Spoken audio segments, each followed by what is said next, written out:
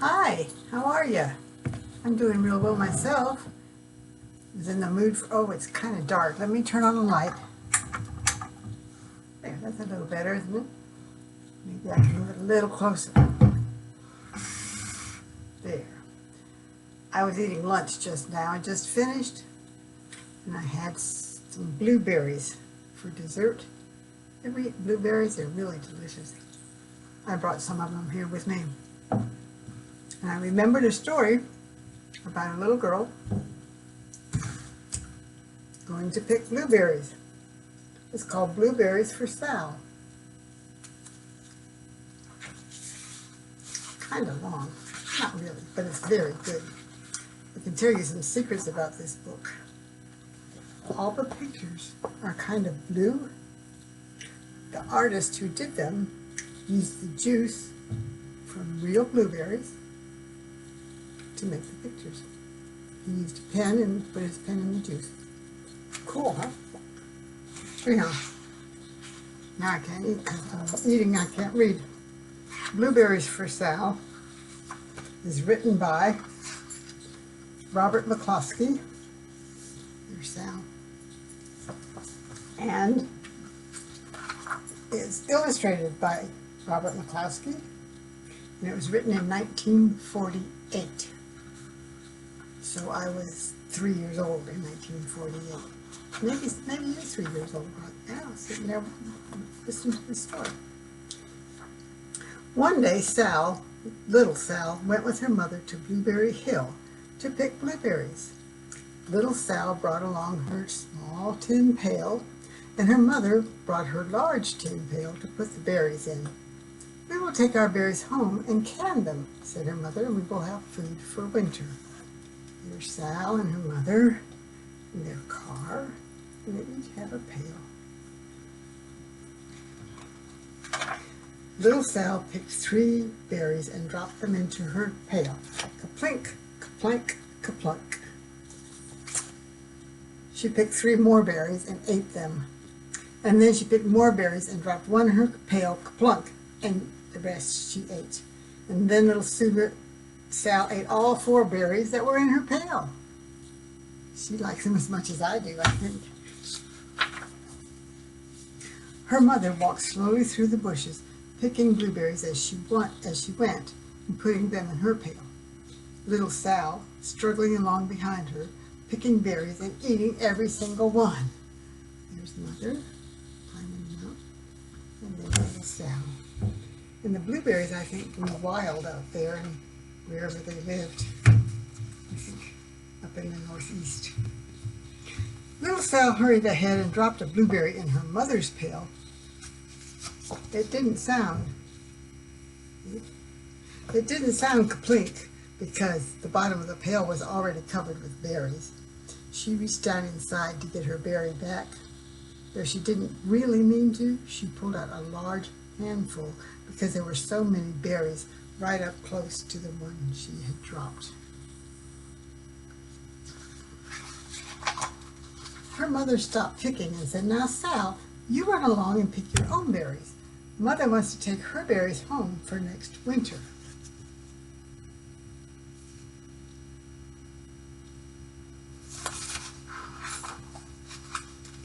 Her mother went back to picking, but little Sal, because her feet were tired of standing and walking, sat down in the middle of a large clump of berries and ate blueberries. It's pretty close to her mother. It's a safe place. Nice to be out in the country. On the other side of the hill, Little Bear came with his mother to eat blueberries. "Little Bear," she said, "eat lots of berries and grow big and fat. We must store up for a long, cold winter." There's Little Bear and his mother. Blueberry bushes all over. Some trees up there. They're on the other side of the hill from Little Sal and her mother. Little Bear followed his mother as she walked slowly through the bushes, eating berries. Little Bear stopped now and then to eat berries, and then he had to hustle along to catch up. There he is eating, and there he is hustling to catch up.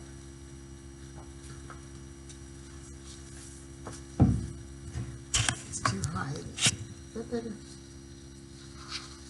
Because his feet were tired of hustling, he picked out a large clump of bushes and sat down right in the middle and ate blueberries.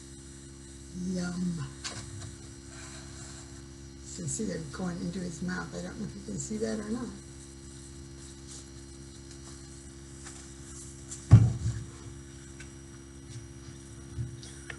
Over on the other side of the hill, little Sal ate all of the berries that she could reach from where she was sitting, and then she started out to find her mother.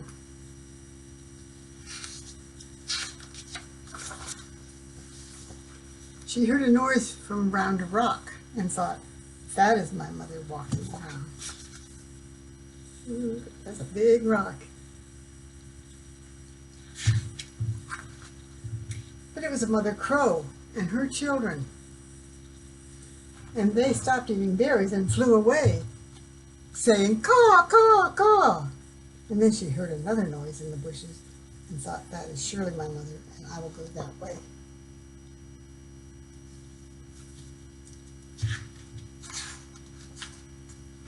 But it was Little Bear's mother instead, and she was tramping along, eating berries and thinking about storing up for winter. And Little Sal tramped along right behind her.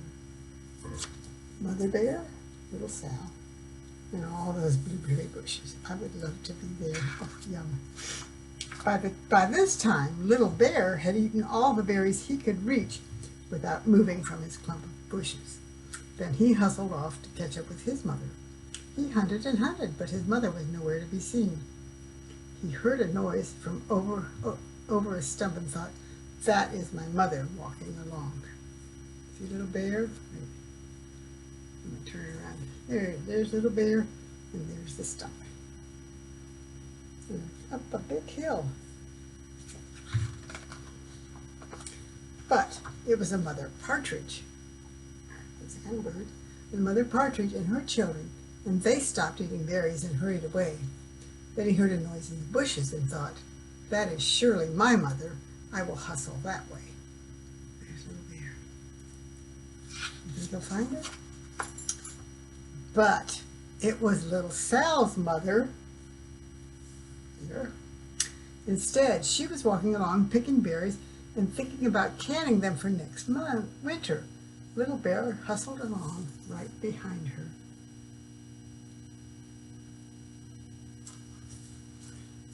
The grown-ups don't even see the youngsters, the children.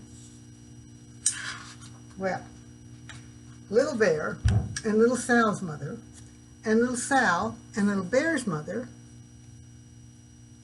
were all mixed up with each other among the berries of Blueberry Hill. Can you see that well enough? Okay. Little Bear's mother heard Sal walking along behind her and thought it was Little Bear, and she said, Little Bear, munch, munch, eat all you gulp can possibly hold. Little Sal said nothing. She picked up 3 berries and dropped them kaplink, kaplank, kaplunk in her small pail. There's Mother Bear, and there's Little Sal picking up berries. Mother Bear's eating as she's going, and Little Sal's eating as she's going.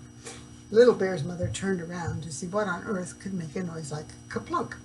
Grumph, she said, choking on a mouthful of berries.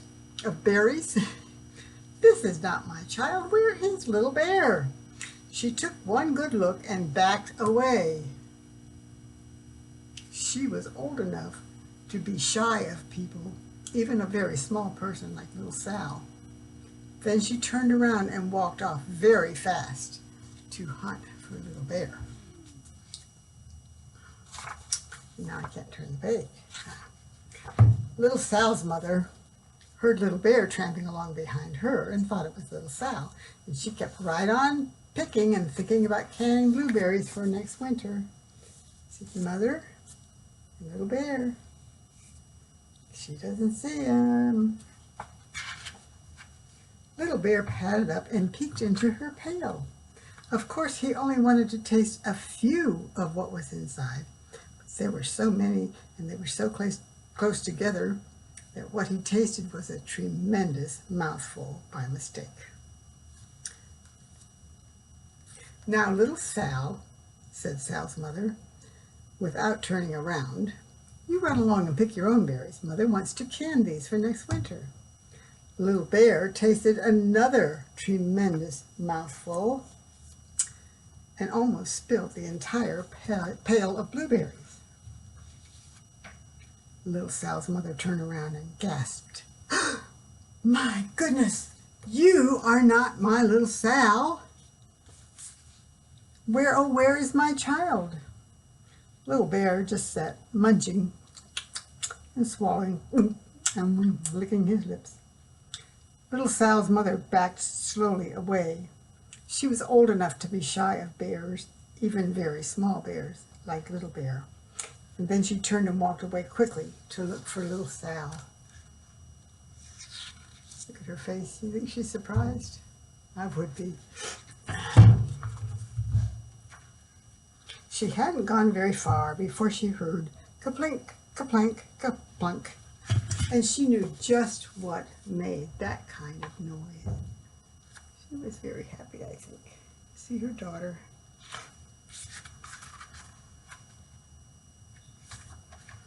Little Bear's mother had not hunted very long before she heard a hustling sound that stopped now and then to munch and swallow, and she knew just what made that kind of noise.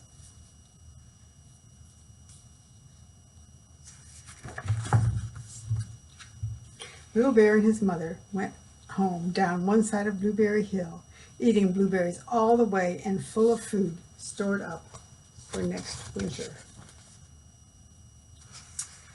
And little Sal and her mother went down the other side of Blueberry Hill, picking berries all the way, and drove home with food to can for next winter, a whole pail of blueberries and 3 more besides. And there they are, making canning.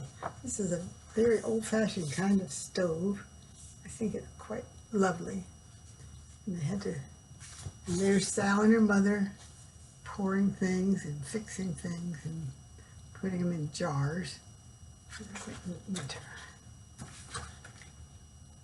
And that's the end of Little Bear, of Blueberries for Sal. Did you notice something different with my bear? Oh, my bear is wearing a mask, but Baby Bear is not. I think Baby Bear is eating berries. I'm not sure. I hope you like my story. I will see you next time. Throw a kiss. Bye. Stay well.